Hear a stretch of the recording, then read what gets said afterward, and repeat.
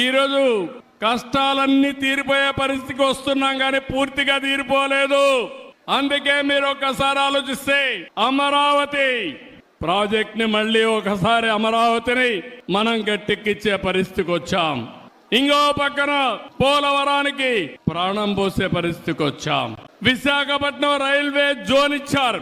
ఇంకో పక్కన నిన్ననే మీరు చూస్తే విశాఖ ఉక్కు ఆంధ్రుల హక్కు అని పోరాటం చేస్తే అది కూడా కన్నుమరుగయ్యే పరిస్థితి వస్తే కేంద్రం ఆదుకున్నారంటే అది ఒక చరిత్ర. ఆ చరిత్ర ఎన్డీఏ వల్లనే సాధ్యం గాని వేరే వల్ల కాదని మరొకసారి మీకు విజ్ఞప్తి చేస్తున్నా. ఈ రోజు అభివృద్ధి జరుగుతా ఉంది. నేను ఒకటే మీ అందరికీ హామీ ఇస్తున్నా, భవిష్యత్తులో కూడా మీకు అండగా ఉంటాం. నేను అభివృద్ధి, సంక్షేమం, సుపరిపాలన నాందిగా మాట్లాడాను. ఎన్నికల్లో ఈ విషయమే చెప్పాను. నన్ను నమ్మారు, మా కూటమిని నమ్మారు, నన్ను మా మిత్రుడు పవన్ కళ్యాణ్ గారిని, బీజేపీని నమ్మారు, నరేంద్ర మోడీ గారిని నమ్మారు. మీరందరూ ఓట్లేశారు.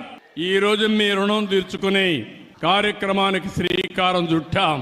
ఈ రోజు మీరు చూస్తే అభివృద్ధిని పట్టాలెక్కించాం. ఎక్కడికక్కడ ఒక్కొక్క పని చేసుకుంటూ ముందుకు పోతున్నాం.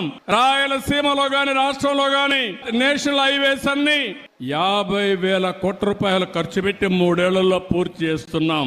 70,000 కోట్ల రూపాయల రైల్వే లైన్స్ అన్ని, రైల్వే స్టేషన్స్ అన్ని పూర్తి చేసే బాధ్యత తీసుకున్నాం. నిన్ననే అనౌన్స్ చేశాను, జిఎస్డిపి అంటే మన తలసరి ఆదాయం పెంచడం. ఈ రోజు 12.94% వచ్చింది. నేను ఒక స్వర్ణాంధ్రప్రదేశ్ విజన్ తయారు చేశాను.